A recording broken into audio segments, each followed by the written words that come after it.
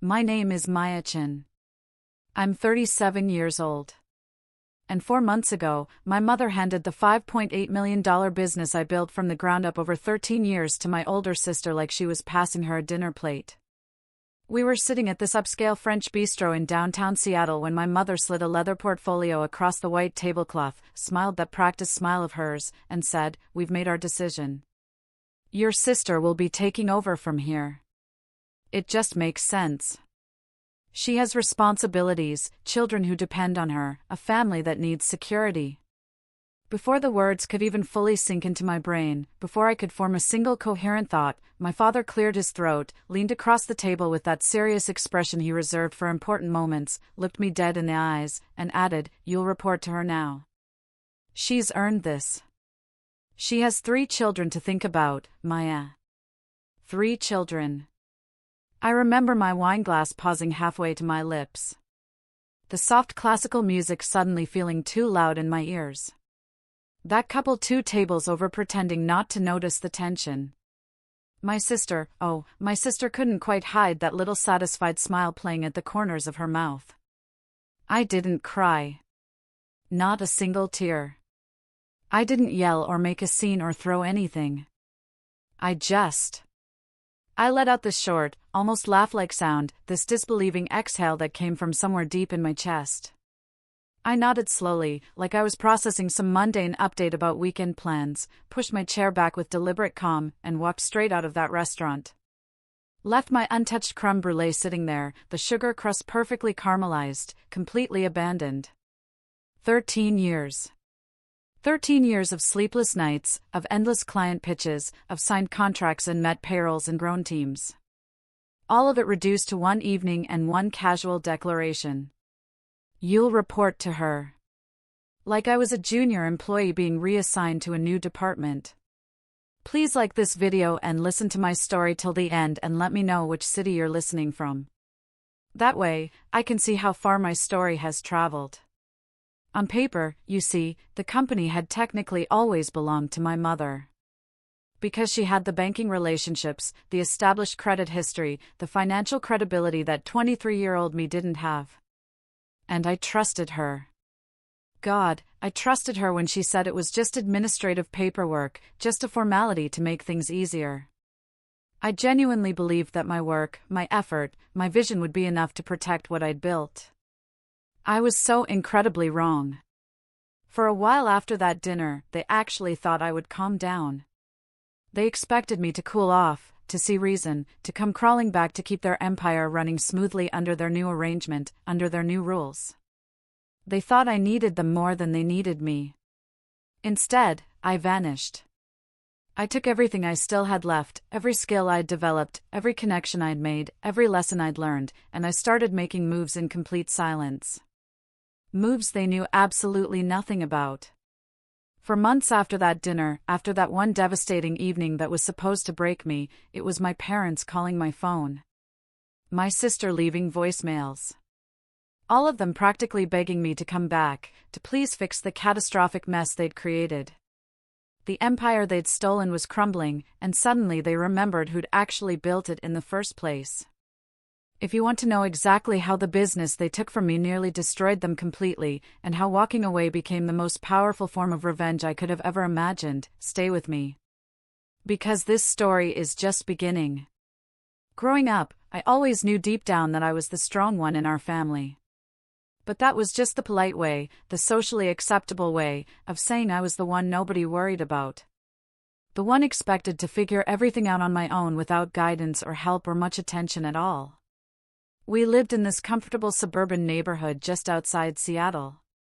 You know the type, those neat rows of similar houses, manicured lawns, kids riding bikes in circles until their parents called them home for dinner, automatic sprinklers clicking on every evening during summer. Picture perfect from the outside.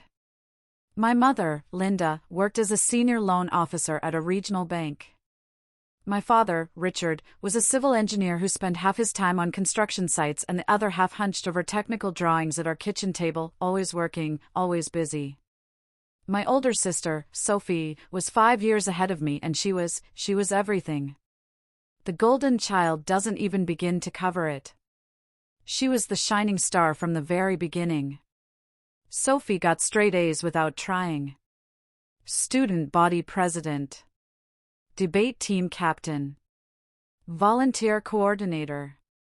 The kind of perfect daughter that teachers would mention in parent conferences, holding her up as the standard everyone else should aspire to reach. When I was little, when I was maybe 7 or 8 years old, I honestly thought the sun actually rose brighter on Sophie's side of our house. Like the universe itself had favorites, and she was it. The differences started small. So small you could explain them away, rationalize them, pretend they didn't mean anything deeper. If Sophie forgot her lunch, Mom would drop everything, rush it to school, make sure she had exactly what she needed. If I forgot mine, Mom would sigh and say, "You'll survive, Maya.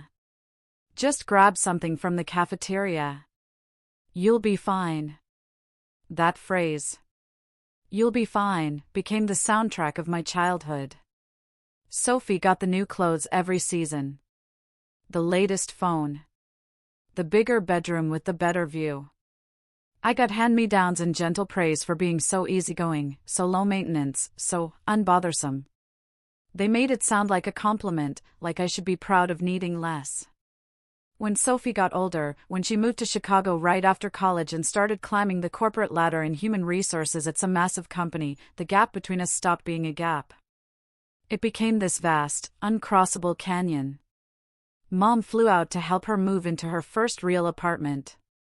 Spent an entire week out there, arranging furniture, organizing closets, setting up her kitchen. She wired money to help with Sophie's down payment on a beautiful condo, calling it an investment in her future, in her stability. She paid for Sophie's entire MBA without hesitation, without question, talking constantly about how it was really for the grandchildren's future, for their security.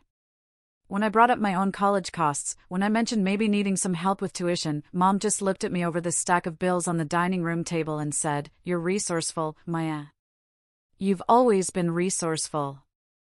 You'll figure something out." Like it was praise. Like it was a compliment instead of a dismissal. So I did figure it out. I pieced together every scholarship I could find. I took on multiple part-time jobs, working at a coffee shop before classes, at the campus tech lab after classes, doing homework during 15-minute breaks, pretending I wasn't completely exhausted all the time. Pretending I was fine. Then Sophie got pregnant with her first child, and everything that was already tilted, already unbalanced, just completely slid to her side. There were complications. Serious, frightening complications. Hospital stays and specialists and test after test. Late-night phone calls with doctors using words that made my mother's face go pale. I remember one specific weekend, burned into my memory. I was home from college, supposed to be studying for finals that would determine my entire semester. Mom got a call that Sophie's blood pressure was dangerously high, that they were worried about preeclampsia, about the baby. Within an hour, literally within 60 minutes, she had thrown clothes into a suitcase, canceled everything on her calendar, and was in a taxi heading to the airport for the first flight to Chicago. She didn't ask if I needed a ride back to campus. Didn't check if I had groceries for the week, if I had everything I needed. She just hugged me quickly at the front door, distracted and distant, and said, "You'll be okay, right? You're always okay. Your sister needs me right now." After that pregnancy, after Sophie became a mother, the entire dynamic in our family shifted in a way that never, ever shifted back. Sophie wasn't just the golden child anymore. She became the fragile one, the miracle mom who had survived something traumatic, who had been through so much. Every decision, every plan, every family discussion got filtered through this one single question: but what about Sophie and the children? It was like there was this invisible scale in our house, and anything involving Sophie automatically weighed 1,000 pounds more than anything involving me. When I won a regional marketing design contest in college, when I got invited to this award ceremony in Portland, I was so incredibly proud. I printed out the invitation email, stuck it on the refrigerator with a magnet, circled the date in red marker, and practically begged my mother to come. She promised she would be there. Asked me what she should wear. Told me she was so proud of me that she couldn't wait to see me accept the award. The morning of the event, she called me from the airport. Her voice already had that rushed, apologetic, distracted tone I'd come to recognize immediately. She had to fly to Chicago instead because Sophie had this important job interview and was stressed about childcare arrangements, and Mom felt like she just had to be there to help. "We'll celebrate your thing later, sweetheart," she said, her voice barely audible over airport announcements. "You understand, right? Your sister has so much on her plate right now." My father showed up alone that night, clapping a little too loudly when they called my name, taking pictures with his phone, telling me afterward how proud he was. But even my dad, just shrugged helplessly when I asked where Mom was and said, "You know how your mother is with your sister. Sophie's been through a lot, Maya. She needs the extra support." That sentence, that exact phrase, became the universal excuse for everything. The explanation for every missed moment, every broken promise, every time I came second. Sophie's been through a lot. When Sophie got a promotion at work, Mom sent elaborate flower arrangements, a handwritten card and expensive stationery, a gift certificate to some exclusive restaurant in Chicago. When I landed my very first freelance client, designing social media content for a local gym, actually getting paid for my creative work, Mom said, "That's nice, sweetie. But is it stable? Is it actually a real career?" She said it with this half smile that made it sound like she was joking, but her eyes were serious. It never felt funny. When Sophie needed help with daycare tuition, when those bills got overwhelming, Mom dug deep into her savings account without hesitation. When my laptop died right before finals, when I desperately needed to replace it to finish my coursework, and I asked if she could maybe help me with that, she sighed heavily and said, "Can't your father help with that? I've already stretched myself so thin helping your sister this month." So my dad and I drove all over town that weekend, searching Craigslist listings, found a used laptop from some college student graduating, and he paid for it in cash while apologizing that he couldn't afford to do more, that money was tight. I learned early, learned young, not to expect my mother to show up for my milestones the way she automatically showed up for Sophie's. If I invited her to something and she actually came, it felt like a genuine surprise, like winning a small lottery. If she didn't show up, which happened more often, it just felt like confirmation of what I already knew deep in my bones. That I mattered less. Eventually, out of pure self-preservation, out of protecting what was left of my hope, I just stopped asking her to come. Stopped inviting her to things. Stopped expecting anything at all. Instead of chasing her attention, instead of constantly trying to prove I was worth noticing, I turned all that hurt, all that frustration, all that anger into something productive. Into fuel. I started teaching myself graphic design, social media marketing, digital storytelling. I spent countless nights watching YouTube tutorials and taking free online courses, building practice websites on that beat-up used laptop. While other college students were out at parties and bars, I was taking every odd freelance job I could find that let me practice and improve. Making flyers for student clubs. Designing logos for local bands. Creating Instagram content for a friend's small Etsy shop. And I loved it. I genuinely loved the work, loved creating things, loved helping people tell their stories better. But underneath that love, underneath that passion, there was this constant dull ache that never really went away. This persistent feeling that no matter how hard I worked, no matter what I accomplished or achieved, inside my own family I would always be the one who would be fine compared to the one who almost didn't make it. Somewhere deep in all of that, somewhere during those long nights working alone, I made myself a quiet, fierce promise. If nobody in my family was going to bet on me the way they automatically bet on Sophie, if nobody was going to invest in my dreams the way they invested in hers, then I would bet everything on myself.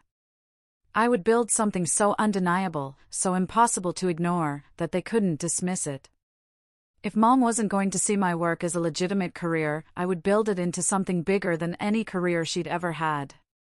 What I didn't realize back then, what I couldn't possibly have known, was that the same mother who never fully believed my work was real, who never took it seriously, would one day use that very work as leverage. Would use it on paper and in legal documents to decide who in our family deserved it more. who had earned the right to own what I'd built with my own hands. Can you believe what her family put her through? The favoritism, the dismissal, the constant comparison? Drop a comment if you've ever felt like the overlooked one in your family. And wait until you hear what happens next, because Maya's story is about to take a turn nobody saw coming. After college, while all my friends were polishing their resumes, checking LinkedIn obsessively, sending out hundreds of applications to big companies and refreshing their email every 5 minutes hoping for interview callbacks, I was sitting in this loud, crowded co-working space in downtown Seattle. Surrounded by startup founders and freelancers and people chasing their own dreams. I had a second-hand laptop that took 3 minutes to boot up, a worn backpack from a thrift store, and this massive stack of colorful sticky notes where I was brainstorming names for a business I hadn't technically started yet. I wanted something that sounded solid, you know? Professional. Like it could eventually appear on the side of a glass building downtown someday, not just exist as a line in my Instagram bio or a template I'd designed in Canva. I kept writing down ideas, crossing them out, starting over. I finally landed on Riverline Digital. A combination of my last name, Rivers, and this concept I kept coming back to that stories are the lifeline of any brand, the current that carries them forward. It sounded bigger than just me, which was exactly the point. It sounded like something real. At first, Riverline was just me. Just Maya, working alone, taking whatever projects I could get. Social media posts for local coffee shops that smelled like espresso and ambition. Branding packages for yoga studios with tight budgets. A couple of real estate agents who wanted to go viral but couldn't explain what Facebook actually did. I charged way too little, worked way too many hours, and said yes to absolutely everything because I was terrified. Terrified that if I said no even once, all the work would completely dry up and disappear forever. I met clients in coffee shops, balancing my laptop on wobbly tables. I edited videos at my tiny kitchen table at 2 a.m, my back aching, my eyes burning. I answered emails from my phone while standing in line at the grocery store, while waiting for the bus, while eating lunch alone on park benches. When I finally tried to open a proper business bank account, when I wanted to apply for even a small line of credit to smooth out the unpredictable cash flow, the bank looked at my age, at my irregular freelance income, at my basically non-existent credit history, and very politely, very professionally, told me no. Denied. That's when my mother stepped in. All calm and confident, using that smooth bank manager voice she'd perfected over decades. "Let me help you, Maya," she said one evening over takeout dinner at her house. "I understand how these systems work. We'll structure it properly so you can actually grow this thing." She explained it all to me while I sat there, exhausted from another 16-hour workday, barely following along. If she formed the LLC in her name, if she used her established credit history and banking relationships, we could get better terms, better rates, access to the resources I needed. She talked about liability and tax structures and compliance requirements. All these boring administrative things I honestly didn't want to think about. I just wanted to design campaigns and land clients and create beautiful work. When she said, "It's just paperwork, sweetheart. Just logistics. You'll always be the one actually running everything," I believed her completely. Why wouldn't I? She was my mother. She printed out all the documents, highlighted exactly where I needed to sign with a yellow marker, and I sat at her kitchen table one afternoon, pen in hand, signing page after page, initialing where she pointed, treating it like a formality. Like it meant nothing. On paper, officially, Riverline Digital belonged mostly to her. In reality, in actual truth, it was my blood, my sweat, my sleepless nights, my creativity, my relationships, my vision keeping it alive and growing. The first few years were brutal. Absolutely brutal. I lived in this cramped, tiny apartment with a roommate who left passive-aggressive post-it notes on the refrigerator about buying more toilet paper and whose turn it was to take out the trash. I ate so much cheap takeout, so many instant noodles, whatever snacks I could grab between client meetings because I didn't have time to cook proper meals. I took on ridiculous projects that barely paid anything, that barely covered my basic expenses, just to keep the lights on and my software subscriptions active. I remember one particular winter, it's burned into my memory, where my apartment's heating went out for an entire week. The landlord kept promising to fix it, kept not showing up. I worked wearing 3 layers of sweaters, wrapped in blankets, blowing on my hands constantly to keep them warm enough to type while I edited a promotional video for a client who would later try to negotiate my invoice down because of exposure and future opportunities. But slowly, gradually, things started to shift. A campaign I created for a local solar panel installation company performed way better than anyone expected, including me. Instead of just throwing boring technical specifications at people, I told the story of real families lowering their monthly bills and helping the planet at the same time. Made it personal. Made it emotional. The campaign got shared widely, their inquiry rate doubled almost overnight, and they referred me to a friend who was launching a clean energy startup. That startup founder referred me to another entrepreneur in Portland. Then someone in Vancouver. I started realizing there was this entire wave of climate technology and green energy companies that were absolutely brilliant at building innovative technology but completely terrible at explaining it, at talking about themselves, at connecting with normal people who didn't have engineering degrees. And I was good at that. Really good at turning complicated, boring technical information into stories that normal people actually cared about, that made them feel something. So I leaned hard into that niche. I completely reworked my website to speak directly to impact-driven companies, to sustainability-focused brands. I started going to industry conferences in Seattle, in Portland, in San Francisco.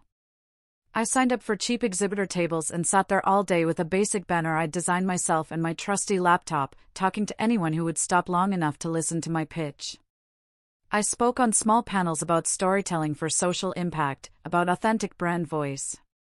I networked at hotel bars with founders wearing Patagonia vests and expensive hiking boots, collected business cards, followed up on LinkedIn like my entire life depended on it. Sometimes it genuinely did. Slowly but surely, Riverline grew from just me working alone in noisy co-working spaces to having a small team sharing affordable office space in this renovated warehouse district just outside downtown Seattle. I hired my first real employee, a talented copywriter who'd been laid off from a traditional agency and was excited, genuinely excited, to help build something new from the ground up. Then I brought on a video editor who could make our creative ideas look as professional and polished as they sounded. Later I hired a digital strategist who understood paid advertising and performance metrics better than I ever would, who loved Excel spreadsheets in a way I never could. Every time I signed a new lease for bigger office space, every time I landed a bigger contract, Mom would remind me, always with this little smile, good thing I set everything up properly at the beginning, right? Banks love seeing my name on these documents. Makes everything so much smoother. She said it like it was a joke, like friendly teasing. Like she was being modest about her contribution. And I laughed along because I thought we were genuinely a team, partners in this thing. I handled everything operational, the clients, the creative direction, the team management, the actual work. She handled the administrative side, the paperwork, the taxes, the banking relationships.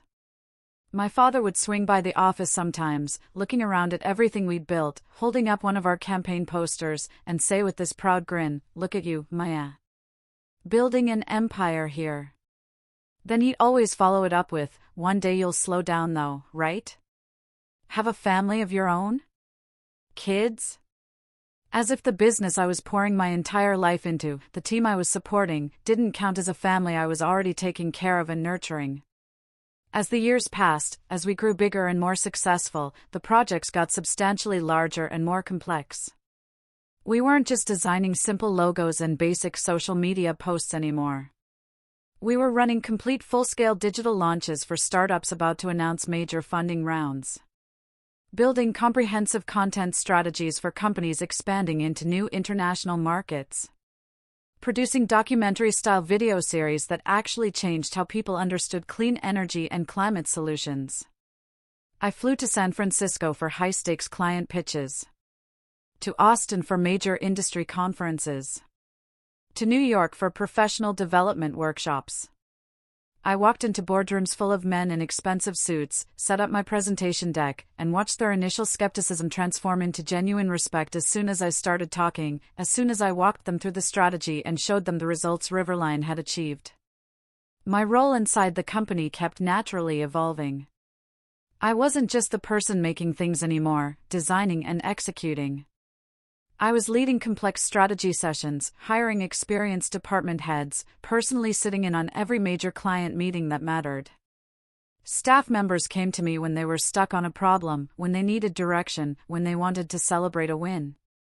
I was the center of everything. My mother wasn't there day to day. She'd stop by the office occasionally, maybe once a month, say cheerful hellos to people, ask me about revenue projections and quarterly numbers, then leave. But every single time we needed a bigger credit line, every time we wanted to negotiate better terms on a major contract, her name and her long-established credit history were what opened doors. What made banks take us seriously? And she never, ever let me forget that crucial fact. "We're such a good team," she'd say, sipping coffee in my office. "You're the creative vision. I'm the stable foundation. Perfect partnership." It felt good at the time. It felt right. It felt fair. My dad loved bragging about us to his friends and colleagues. He'd tell them with obvious pride, "Maya and her mother built this incredible thing together. Mother-daughter business partnership. Pretty amazing, right?"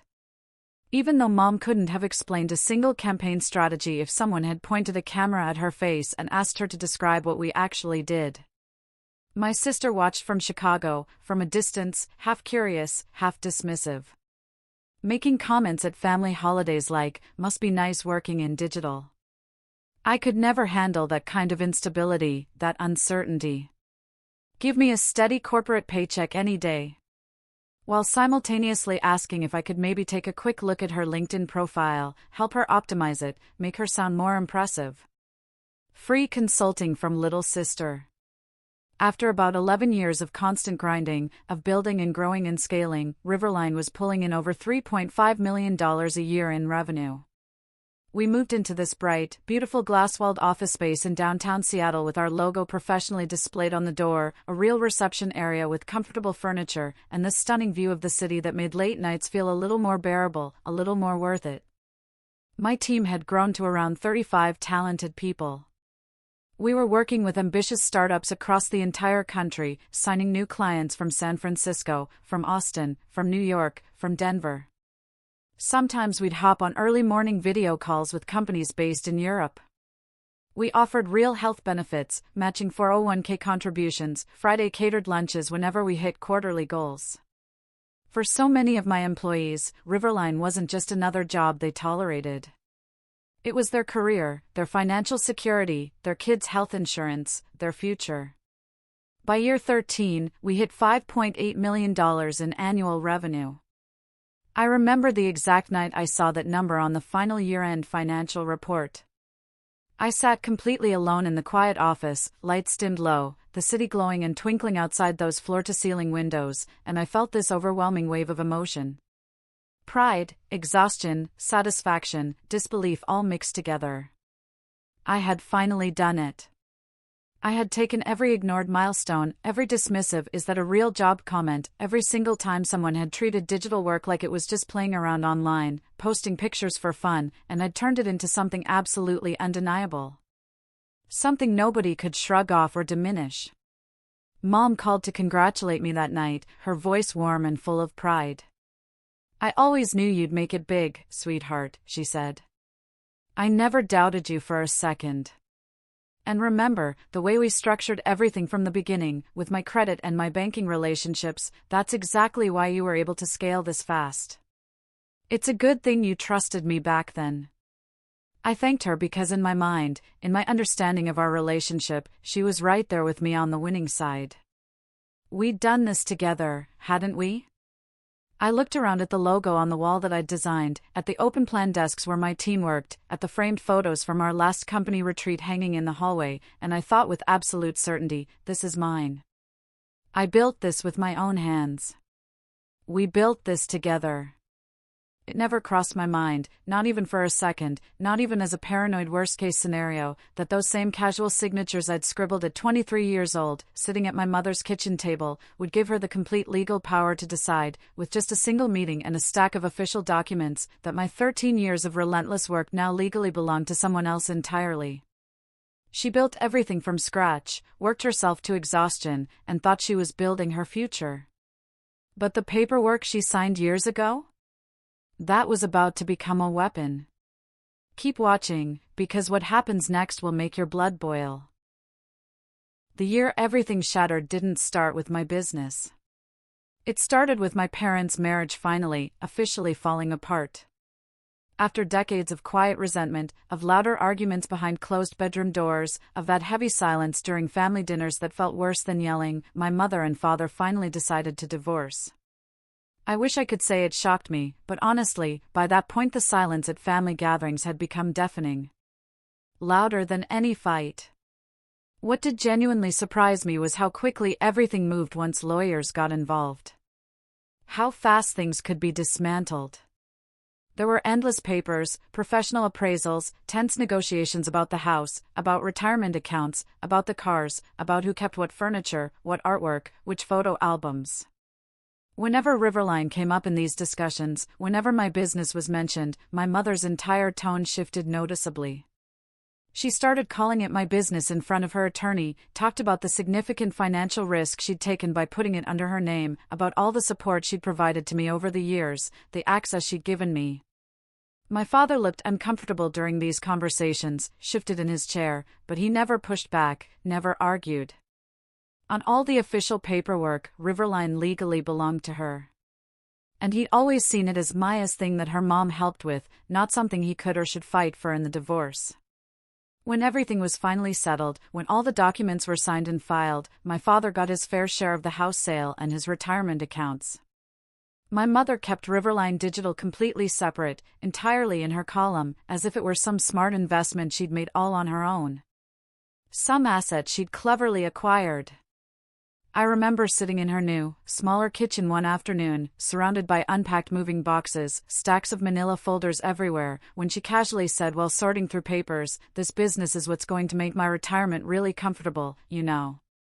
You and I built this together. We're quite the team." That phrase, "you and I built this together," it stung. It burned. But I swallowed the feeling down, pushed it away, told myself it didn't matter whose name appeared on legal paperwork as long as I was still the one actually running everything, still making every important decision. Then Victor entered the picture. He appeared in my mother's life like he'd been waiting in the wings. He was this real estate developer from Phoenix, mid-60s, the kind of man who wore expensive watches that caught the light, who talked about opportunities and market timing in every other sentence. My mother met him at some financial planning conference and was engaged within a year. Within 1 year. He started flying into Seattle on weekends, talking constantly about golf course developments and how Seattle was supposedly ripe for major redevelopment, how there were opportunities everywhere if you knew where to look. At first, I really tried to be polite, to be welcoming. I took them both to nice brunch spots, listened to his endless stories about flipping entire apartment complexes in Arizona, nodded along when he asked, very casually, if maybe Riverline could help with branding and marketing for his next luxury development project. Family discount, of course, he'd add with this practiced smile. It didn't take very long before their conversations naturally shifted from wedding planning to asset strategy to financial positioning. One afternoon, I stopped by my mother's townhouse unexpectedly and caught part of a speakerphone conversation she was having.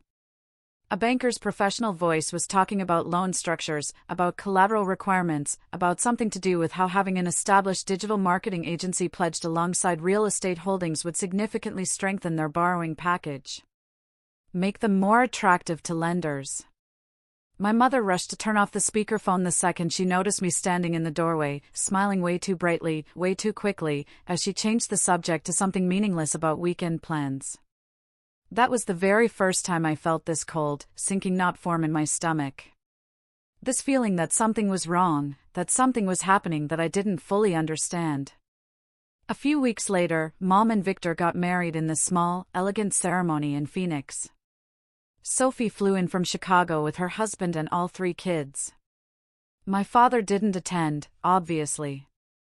I was there, standing in a dress I'd bought last minute from a department store, watching my mother promise forever to a man who I could tell already saw my business, my life's work, as nothing more than a useful line item in his next financial deal.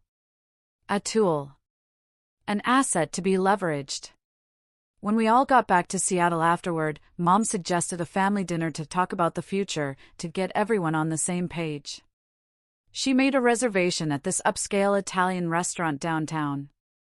You know the type: white linen tablecloths, soft jazz playing, dim lighting, the kind of place where people celebrate big promotions and milestone anniversaries. It sounded completely harmless. It sounded nice. It wasn't. We sat down at our table. Me across from my parents, Sophie seated right next to my mother, her phone placed face down on the white tablecloth like it was physically killing her not to check it every 30 seconds. We ordered food, made awkward small talk about Sophie's kids, about Seattle's real estate market, about whether the Seahawks would have a good season. Normal family dinner conversation. Then my mother reached down into her expensive leather bag and pulled out this neat, thick folder. She placed it carefully on the table between the wine glasses and the bread basket. "We've been doing some planning," she said in this measured, practiced tone. "Estate planning, succession planning for the business. We really need to make sure things are properly structured so everyone's taken care of, so everyone's future is secure." She talked about being in her mid-60s now, about wanting to travel more with Victor, about not wanting to work forever, about thinking about retirement. For just 1 second, for this brief, stupid moment, my heart actually lifted. I genuinely thought she was finally about to say she was officially transferring the company to me, formally making me the legal owner of what I'd spent 13 years building from absolutely nothing. Instead, she turned to Sophie with that soft, incredibly proud look she'd always reserved for her. Only for her. And said, "We've decided Sophie will take over Riverline." She announced it exactly like she was revealing a surprise party. Like she was sharing good news everyone would be excited about. She has the MBA, the corporate management background, and she has 3 children to think about, to provide for. This will give her family real financial security. My brain just stopped. Fizzed. Static and complete disbelief. I looked from my mother to the folder to Sophie, who was trying really hard but completely failing to hide this satisfied little smile. This triumphant expression. "What are you talking about?" I asked, and my voice sounded way too calm, way too controlled for how my chest felt like it was caving in. "What do you mean, Sophie will take over?" My mother launched into this clearly rehearsed explanation, this speech she'd obviously practiced. She and Victor had been meeting with lawyers and financial planners for months apparently. They'd restructured the entire company, shifted majority control, moved voting rights, changed key signatory authority, everything, from her to Sophie. All the power, all the control, gone. I could stay on as a high-level executive, of course. They graciously pictured me as a COO or maybe creative director. Someone who did all the actual work, who managed everything day to day, while Sophie made the big important decisions and took the credit. My father, who had been sitting there silently up to that point, finally spoke up. He didn't sound apologetic. He didn't sound conflicted. He sounded like a man who had thoroughly convinced himself this was completely rational, totally reasonable. "Look, Maya," he said, leaning forward with his elbows on the table. "You're single. You're flexible. You don't have major responsibilities. You'll be fine no matter what happens. Your sister has an entire family to support, 3 children depending on her. You'll work under her. She deserves this. She has kids." There it was. That sentence. That one devastating sentence that took my entire 20s and 30s, 13 years of risk and stress and sleepless nights and impossible deadlines, and flattened all of it into an irrelevant footnote next to my sister's motherhood. 13 years of building and growing and leading weighed against the simple fact that Sophie had 3 children. And apparently that was all that mattered. I just stared at them. At these people who were supposed to protect me, supposed to support me. At the official documents sitting in that folder. And I realized with stunning, painful clarity that they had used every single bit of trust I'd ever given them, every ounce of faith, to build a cage they now expected me to live in quietly. Gratefully. Then, exactly like I told you before, I laughed. This short, sharp, disbelieving sound that came from somewhere deep and hurt. It made my sister actually flinch. Made my mother's confident smile falter just slightly. I nodded slowly, deliberately, pushed my chair back, and stood up. If that's how you want it, I said, my voice steady and clear, then you can run it without me. I walked out of that restaurant without touching my food, without looking at a single page in that folder, without saying another word. Just walked straight out into the Seattle evening. On the drive home, my phone started buzzing constantly. Text after text. First my mother, then my father, then Sophie. All slight variations of "don't be so dramatic and we can talk about this rationally" and "you're overreacting." I turned my phone face down on the passenger seat and kept driving through the quiet streets. In that moment, sitting at red lights, watching the city pass by, I decided something fundamental. If they were going to treat my entire life's work like a convenient retirement plan and a consolation prize for my sister, like something to be given away casually over dinner, then the most powerful thing I could possibly do was walk away completely. Walk away and make absolutely certain that without me, without my knowledge and my relationships and my vision, their newfound security was anything but secure. Can you even imagine? 13 years of building something from nothing, and they just gave it away to someone who contributed nothing. I still get angry thinking about it. But Maya's not done yet. Not even close. Stay with me, because her next move is absolutely perfect. Driving away from that restaurant, I let myself feel exactly one massive wave of pure rage. Let it wash over me completely. Then I mentally shoved it into a box, locked it away, and started doing cold, practical calculations in my head. I knew exactly what was in my personal bank accounts. Knew my monthly expenses down to the dollar. Knew what my financial runway looked like if I walked away permanently, if I never went back. By the time I pulled into my apartment building's parking garage, I had the rough outline of a plan forming. I had approximately $520,000 saved between my salary over the years, performance bonuses, and the tech company stocks I'd been quietly, carefully investing in. I had no children, no mortgage weighing me down, a reliable car that was completely paid off, and a brain absolutely full of everything that actually made Riverline valuable in the first place. All the real knowledge, all the relationships, all the strategy that couldn't be written down in a legal document. If they wanted the empty shell of the company so desperately, they could keep it. I would take the part that lived in my head, the part that actually mattered, and build something new. Something completely mine. The next morning, I walked into the Riverline office like it was any other normal Tuesday. I didn't tell my team what had happened at dinner. I just watched them. Watched the people I'd personally hired and trained, watched them work hard to meet deadlines and answer client calls with excellence and care. Meanwhile, my sister sat in the main conference room with my mother and her laptop open, staring at spreadsheets and financial projections she barely understood, pretending she knew what any of it meant. Around noon, I sent my resignation email. It was short, professional, and completely final. Effective immediately, I am stepping down from my role at Riverline Digital. That's it. That's all it said. I copied my mother and my father on it. I attached a separate, detailed file with everything my team would need to transition current projects smoothly, to keep clients happy. I didn't rant. I didn't accuse anyone. I didn't explain. I just cleanly cut the cord they genuinely thought I'd never have the courage to touch. Then I went home, opened my personal laptop at my kitchen table, and started drafting the next chapter of my life. Within 1 week, I had filed all the paperwork for a completely new company. This one under my name alone. Aurora Bridge Studio. No hidden majority owner. No secret signatures buried in paperwork. No convenient arrangements. I hired a lawyer this time, a sharp woman who specialized in small business law and who looked me dead in the eye during our first meeting and said firmly, "We're going to make absolutely certain no one can ever do to you what they just did. Never again." We set up the LLC properly, the right way.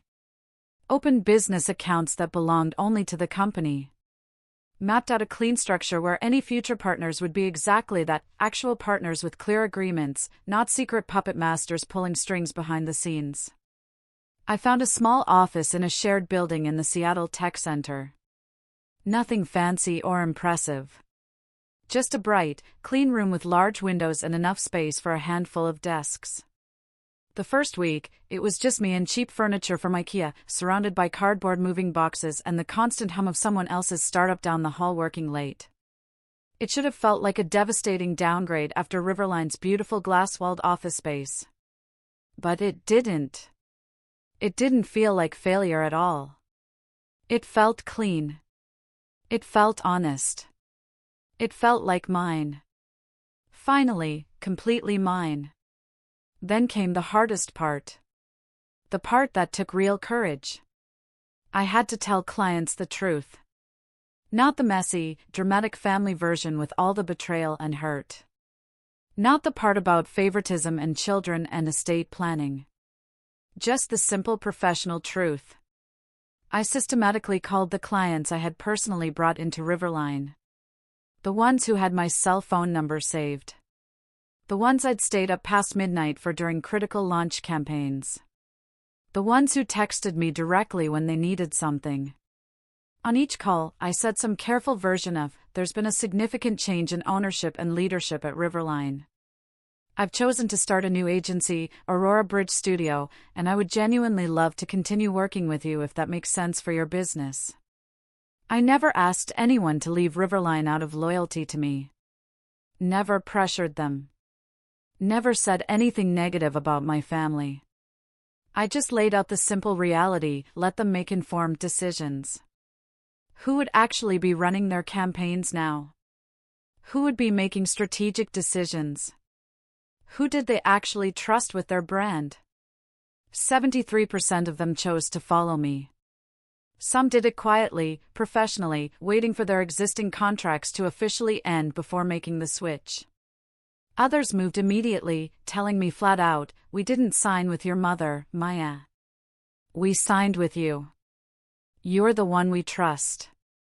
3 of my absolute strongest team members, our brilliant head of strategy, our incredibly talented senior video producer, and this performance marketer who basically spoke fluent data analytics, all handed in their notice at Riverline and joined me at Aurora Bridge Studio within a month. We all took significant pay cuts at first. We made coffee in a thrift store coffee maker that barely worked. We used folding chairs and card tables until we could afford real office furniture. But the energy in that small office was absolutely electric. We were building something real again. Only this time, there was no one else's name sitting on top of it all. No one who could take it away. About 2 months in, a friend of mine who ran a small online summit for entrepreneurs asked if I'd be willing to share my story in a live session about boundaries and burnout in business. I hesitated. I genuinely wasn't sure how much I wanted to put out there publicly, how vulnerable I wanted to be. But then I realized something important. I didn't have to expose my family specifically to tell a truth that could help other people. I could share the lesson without all the painful details. I talked openly about what it was like to build a company where the legal ownership structure didn't match the actual work being done. How I'd ignored obvious red flags because it was just paperwork. How I'd let family loyalty override basic common sense and self-protection. I never said Riverline's name. Never named my mother or my sister or anyone specific. I just told the story of walking away from a business I had technically never owned, of starting completely over with nothing but everything I'd learned the hard way. Someone in the audience clipped that talk into a 10-minute highlight video and posted it on YouTube and LinkedIn with the title, "She built a $5.8 million business she didn't legally own." It absolutely took off. Went viral in business circles. People in the comments kept tagging each other, saying things like always read your contracts and never put your parents on the paperwork, and this is literally my worst nightmare. Dozens of founders reached out to me after watching it, saying they wanted to work with someone who truly understood both the incredible power and the real danger of building something from absolute scratch. Who understood what it cost. Those messages turned into discovery calls. Some of those calls turned into signed contracts. Aurora Bridge Studio landed a major national climate technology company as a client because their CMO watched my talk during his lunch break and decided, anyone who survived that and still wants to help other businesses grow and tell their stories? That's exactly the kind of person I want on my side. So while my parents were smugly telling themselves I'd eventually come crawling back to keep Riverline afloat, that I'd realize I needed them, I was sitting in my tiny office in Seattle looking at the first real quarterly revenue reports for Aurora Bridge Studio. Realizing that walking away from what they'd stolen wasn't the end of my story at all. It was the beginning of the kind of revenge that doesn't require dramatic confrontation or shouting matches. Just quiet, undeniable success they could no longer claim as theirs. Success with my name on it. Only mine. She walked away from millions and started from zero. Most people would have given up, would have stayed and accepted the scraps. But Maya? She was just getting started. And what happens to her family's empire without her? Oh, you're going to love this part. While Aurora Bridge Studio was growing in that small office, while we were building something real and sustainable in ours, Riverline was quietly, steadily starting to completely fall apart. At first, I only heard scattered bits and pieces through former coworkers who'd stayed behind, through industry gossip, through mutual connections. A client would casually mention in passing that they'd gotten a confusing email from Sophie about changing project scopes and timelines without clear explanation. A designer who'd stayed at Riverline would text me late at night saying they'd been pulled into meetings where literally no one seemed to know what the actual strategy was, what the goals were, what anyone was supposed to be doing. On paper, officially, Sophie had the impressive title Chief Executive Officer. In reality, in actual day-to-day operations, she had absolutely no idea how any of it actually worked. None. She started making changes just to prove she was in charge, just to assert her authority. She cut back on the detailed research and discovery calls with clients because she thought they were too time-consuming, too expensive, not efficient enough. She asked junior staff members to approve major decisions they weren't qualified or experienced enough to touch. She moved critical deadlines forward to impress new prospects, then couldn't deliver quality work on time. Campaigns that would have run smoothly just a year earlier started slipping. Missing deadlines. Losing coherence. Clients noticed the difference immediately. One longtime client, someone I'd worked with for almost 6 years, called me one afternoon just to vent, just to talk to someone who'd understand. "I know you're not there anymore, Maya," he said, frustration clear in his voice. "But something's seriously off. The new leadership doesn't listen to feedback. They keep talking about efficiency and streamlined processes, but they're completely missing the story, missing the human element. Everything feels hollow now. Empty." I listened, told him honestly I was sorry he was dealing with that frustration, and gently reminded him he still had my number if he ever needed help with anything. A few weeks later, he quietly moved his entire account to Aurora Bridge Studio. He definitely wasn't the only one. At the same time, that thing I'd accidentally overheard months earlier about collateral and loans came roaring back. The real estate development deal Victor had set up in Phoenix was way more aggressive, way more leveraged than my mother had let on. He'd borrowed against everything he could possibly touch, his existing properties, chunks of her retirement savings, and yes, Riverline Digital itself. He'd used my company as collateral. When revenue started consistently dropping and major clients started leaving for competitors, when the numbers started looking worse and worse quarter after quarter, suddenly everything didn't look so attractive on a bank spreadsheet anymore. For months after that awful dinner at the Italian restaurant, my phone lit up in the middle of a busy workday. My mother's name on the screen. I stared at it for a long moment, my thumb hovering over the screen, then I answered. Her voice sounded tight, strained, the way it did when she was trying desperately not to panic. Maya, we need to talk, she said quickly. Can you meet us? Please? It's important. Who's US? I asked, even though I already knew exactly who. Your father, Sophie, me, she said. Please, Maya. It's really important. We met at this small, quiet cafe near the Seattle Tech Center. The kind of place where remote workers hide behind laptops and expensive cappuccinos, where people have difficult conversations they don't want overhead. I walked in wearing jeans and an Aurora bridge hoodie, my hair pulled back in a simple ponytail, my laptop bag slung over my shoulder. Casual. Confident. Comfortable. They were already there, sitting at a corner table away from other customers. My mother looked genuinely tired in a way I'd never seen before. My father kept nervously adjusting his glasses. Sophie's earlier confidence had completely vanished. She looked like someone who hadn't slept properly in weeks. For just a brief second, seeing them like that, seeing them diminished and worried, almost cracked something inside me. Almost made me want to fix it for them, to make it better. Then Sophie opened her mouth. You've put us in a really difficult position, she said, like I was some misbehaving employee who'd broken company rules. Clients are leaving to work with you. Key staff are following you to your new company. It's not fair, Maya. It's really not fair. I held her stare calmly and said, they're adults, Sophie. They made their own choices about where to work and who to work with. I didn't force anybody to do anything. My mother jumped in quickly, trying to smooth everything over, trying to fix it. Regardless of how we all got here, she said carefully, the reality is that Riverline is struggling badly. The bank is breathing down our necks. We really need you back, Maya. You know the clients personally. The team respects you. If you came back as COO, reporting to Sophie, we could fix all of this. We could save it. For the family.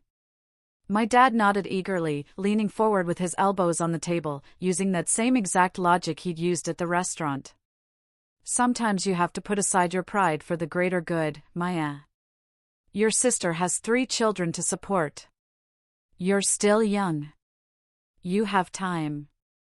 You'd work under her, yes, but you'd still be important. You'd still matter. I let them talk.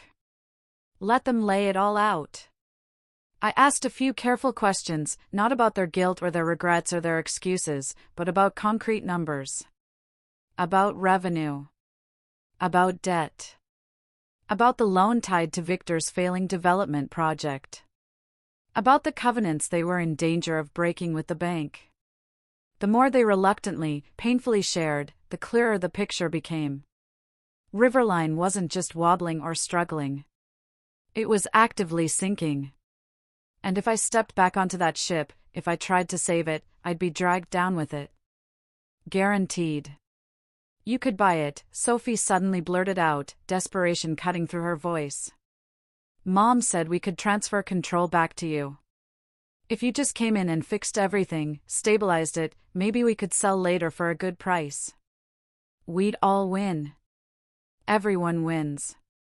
The idea should have felt incredibly satisfying. The overlooked daughter who built a company she never legally owned, swooping in to buy it back for pennies on the dollar.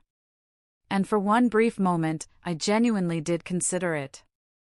I pictured taking back the logo I'd designed, the name I'd come up with years ago, the office space I'd decorated. But then I saw clearly what else came with that fantasy. A massive mountain of debt tied to a real estate deal I'd never agreed to. A board of directors made up entirely of people who had already proven they'd sacrifice me for convenience, for someone else. And a family who still, even now, sitting here desperate and asking for help, believed their needs automatically outranked my autonomy, my dignity, my right to build my own life. No, I said finally, calmly and clearly.